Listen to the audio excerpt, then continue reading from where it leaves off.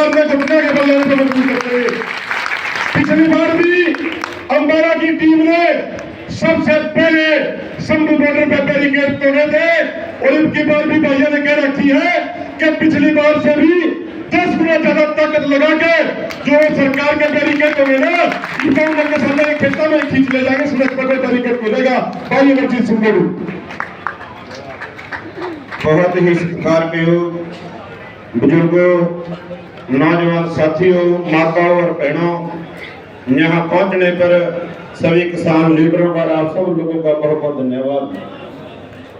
दूसरा किसान आंदोलन शुरू किया है, मुद्दों से आप जाणू हो, लेकिन इन लंबित मुद्दों के ऊपर हमने 2 साल सरकार के हर अफसर साहबान के पास, मुख्यमंत्री के पास, डीसी के पास, एसडीएम के पास, राजनीतिक लोगों के पास अपने मुद्दे लेकर गए, लेकिन जहां सरकार के लोगों ने हमारी सुनवाई नहीं की, वहां विपक्ष वाले लोग भी आपके हक में कहीं नहीं बोले। मैं बता देना चाहूंगा, जब पिछला आंदोलन हुआ 5 जून को अध्यादेश जारी किए, लेकिन 10 सितंबर की पीपड़ी वाली रैली से पहले एक भी राजनेता ने आपके हक में बयान नहीं दिया, एक ने भी, चाहे वो पक्ष का था चाहे विपक्ष का था। जब हमने लाठियां खाई, सिर पड़वाए, टांगें चढ़वाई, फिर अगले दिन बयान आते हैं कि किसानों के साथ धक्का हुआ। जब संसद के अंदर किसान यूनियन के लीडर साहबानों ने स्वामीनाथन की रिपोर्ट का बिल पेश कराया, आपके 543 एमपीओ में से एक ने भी उस बिल के ऊपर चर्चा करने की कोशिश नहीं करी, जहां उसमें 300 बीजेपी के थे, लेकिन 200 से ऊपर विपक्ष के लोग भी थे। लेकिन आप लोगों की बात किसी ने चर्चा नहीं की। लेकिन मैं वो गलती उन लीडरों की नहीं मानता जिन्होंने संसद के अंदर बैठकर उस बिल के ऊपर चर्चा नहीं की। उस बिल के ऊपर चर्चा नहीं हुई, उसके अंदर गलती हम लोगों की है। आज हम आंदोलन कर रहे हैं।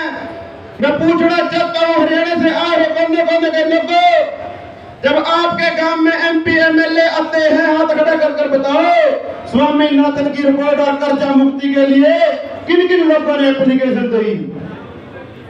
करो तो सही हाथ खड़ा। अगर आप लोग अपने लिए हक नहीं मांगेंगे, फिर किससे आस करते हैं भैया आप लोग? गलती किसकी है बताओ तो सही।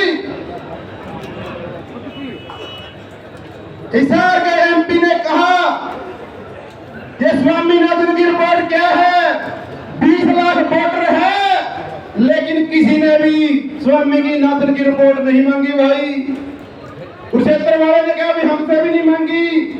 543 एमपी ने सलाह की, मांगी तो किसी ने है नहीं, फिर देने की जरूरत क्या है? भाई मेरा निवेदन है, जो आपकी आर्थिक डिमांडे हैं उनको आप आए हो गांव के अंदर 6वीं बार वोट मांगने के लिए आपके पास आएंगे वो लोग। उन्होंने वादा किया था 2014 के इलेक्शन के अंदर मुझे प्रधानमंत्री की कुर्सी के ऊपर बैठा दो, मैं पहली कलम से कर्जा मुक्ति और स्वामीनाथन की रिपोर्ट लागू कर दूंगा। कहते नहीं किया था भाई? हाथ खड़ा करके नहीं बोले। फिर भाई 10 साल के अंदर जो लागू नहीं करी, जब 10 साल के अंदर उन लोगों ने लागू नहीं करी, फिर हाथ लोगों को हमारे बीच में आने का। लेकिन आप लोगों को समझना होगा, जहां लड़ाई आंदोलन के रूप में करनी है, वहां लड़ाई जो सत्ता गांव की गलियों से निकलती है, वहां पर भी आप लोगों को करनी होगी। दुख होता है जब हमारे बीच के लोग उन लोगों का झंडा उठाकर आपके बीच में आते हैं, और जब कोई नौजवान सवाल करने की कोशिश करता है और मेरे बुजुर्ग कहते हैं बैठ जा बेइज्जती हो जाएगी। उन लोगों ने हमारी स्वामीनाथन की रिपोर्ट मरवाई। भाई उन लोगों का ख्याल रखना है।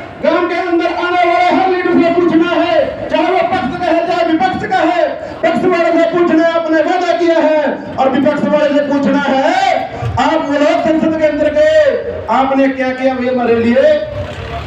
अपनी गलती का भी दुरुस्त करना है, उन लोगों को भी समझाना और चेताना है। सत्ता का रास्ता गांव की गलियों से निकलता है।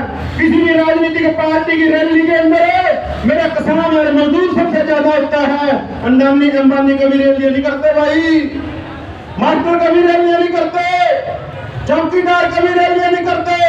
मैं बता देना चाहता हूँ, उदाहरण दे देना चाहता हूँ। मेरे हरियाणा के अंदर 12-13 हजार चौकीदार थे। 12-13 हजार चौकीदारों ने यूनियन बनाई। इन ट्रैक्टर वालों ने बेनती है थोड़ा बंद कर दो। उन चौकीदारों ने यूनियन बनाई, बैठे होगा सरपंच और लीडर साहबान, और सरकार के साथ बातचीत की। हमारे पास 60,000 वोट है, वोट कितनी तनख्वाह बतावेगा, कहने लगा डबल कर दिए। डेढ़ की बात है। अगले बार फिर गए, फिर डबल करवाई, 1500 रुपये थे, आज पूछ ले मेरे ख्याल से 16,000 रुपये ले रहे। और उनकी गिनती कितनी 10-12 हजार, और आप लोगों की गिनती करोड़ों के अंदर। हम अपने 10 रुपये भी नहीं बदलवा सकते। ये लोग आप लोगों की इज्जत है भाई। हम चौधरी बना फिराया राजनीतिक पार्टियों ने लोगों के रैलियों के अंदर सड़क के जहां, लेकिन अपनी मांगा मनवाने के समय आप लोग कहीं भी स्टैंड नहीं करते। हमारी कहीं ना कहीं गलती है। स्वामीनाथन की रिपोर्ट है क्या? आज भी सरकार के अनुसार 20-21 हजार रुपये एकड़ का नुकसान है, जो हमें 6,000 रुपये देकर कहते कि हमने आपका सहयोग किया। तब तो हमारा कोई दिक्कत नहीं। स्वामीनाथन के अनुसार ही हमें रेट दे दो, हमें कर्जा मुक्ति की जरूरत नहीं है। कर्जा मुक्ति मांगते क्यों है? क्योंकि हमें लंबे समय से उसके मुताबिक बहावे नहीं मिलते हैं। अगर हमें स्वामीनाथन के अनुसार भाव मिल जाते तो हमारे सिर पर कर्जा ना लगता। लेकिन प्रधानमंत्री ने 52 रैलियों के अंदर बोलिया भाई भी आपका कर्जा मुक्त कर दूंगा। फिर आज ही आपको दौड़ना पड़ेगा कि नहीं? इसलिए निवेदन है, आप लोगों ने बोलना है। जब तक कहा मोदी की गारंटी, और कहा गई मोदी की गारंटी, स्वामीनाथन की रिपोर्ट लागू करूंगा, कर्जा मुक्ति करूंगा, 15 लाख रुपये दूंगा, 2 करोड़ नौकरियां दूंगा। पूछना तो पड़ेगा कि नहीं? लेकिन आप लोग गांव के अंदर जब वो आते हैं, उनका भीड़ के अंदर शामिल होते हैं, उनकी बातें सुनते हैं, उनको वापस वोटें डालकर भेज देते हैं। कहीं ना कहीं दुख है। किसान साथियों, आपसे निवेदन है, हमने पहला आंदोलन लड़ा, 3 काले कानून रद्द कराए, कश्मीर से लेकर कन्याकुमारी तक की किसानों की जमीन जगह बचाने का काम इस लीडरशिप ने किया। आप लोगों ने किया, कोई छोटा मोटा काम नहीं किया। कश्मीर से लेकर कन्याकुमारी तक की जमीन में बचाने का काम आप लोगों ने किया है। अब दोबारा फिर समय आ गया है, जो वादे हमारे साथ किए थे, क्या वादा किया था? हम बिजली बिल रद्द करेंगे, हम किसानी को पोल्यूशन एक्ट से बाहर रखेंगे, लेकिन दोनों के दोनों लागू कर दिए। इस सरकार ने हमारे साथियों के ऊपर ट्रैक्टर गाड़ियां चढ़ाकर सबसे बड़ा नरसंहार किया लखीमपुर खीरी के अंदर। आज भी राज्य मंत्री बना बैठा है, जो भी बीजेपी के अंदर है, इसके लिए सब के सब लोग उनके साथ हैं कि नहीं? किसी ने बोला भी राज्य मंत्री को बर्खास्त करना चाहिए, सब कहते हैं इसने अच्छा किया है। इसके लिए वो सब लोग दोषी हैं कि नहीं? उन लोगों से सवाल कौन करोगे? आप लोगों ने करना है। लीडर तो आपकी अगुवाई कर सकते हैं, आप लोगों ने अपने अपने काम के और मंच के ऊपर उन लोगों से सवाल पूछना है। रही बात 75 साल की, जब से वह सरकारें बनी, तो हाथ खड़ा कर बताओ मेरे किसानों के हक का कानून बनया। और खासकर इस सरकार ने जब हमें जमीनों का ऊपर कानून बना, भूमि अधिग्रहण बिल 2013, हमें इसके अंदर 4 गुना जमीनों का भाव मिलना था, लेकिन इस सरकार ने वो तोड़ दिया और 2.5 गुना कर दिया। लेकिन आप लोगों ने बैठ कर कभी गांव के अंदर पंचायत नहीं करी भी, अपनी जमीन 4 गुना से 2.5 गुना रेट के ऊपर करी किसी ने पंचायत? बताओ तो सही। लेकिन आपके गांव के अंदर एक बाई इलेक्शन होता है मेंबर का, आप लोगों के पास किसी के साथ बातचीत करने का समय नहीं होता। लेकिन आपकी जमीन के रेट 2.5 गुना रह गए। जिस जमीन के 50-80 लाख रुपए मिलने थे वो जमीन 50 लाख की रहेगी, लेकिन आपने मियां बीबी ने भी सलाह नहीं करी, करोड़ रुपए वाली 50 लाख की रहेगी। फिर आप लोगों का साथ कौन देगा? आप लोगों की लड़ाई कौन लड़ेगा जब आपको अपने घटने पाते का बिल्कुल नहीं पता है।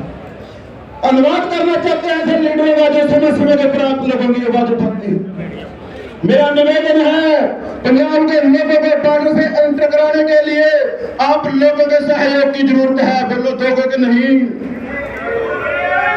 ये जान दोबारा नहीं मिलनी, लेकिन आपके मन के अंदर इतना दृढ़ संकल्प होना चाहिए, दुश्मन को पता होना चाहिए ये लोग लड़ने के लिए आए हैं, ड्रामा करने के लिए नहीं आए।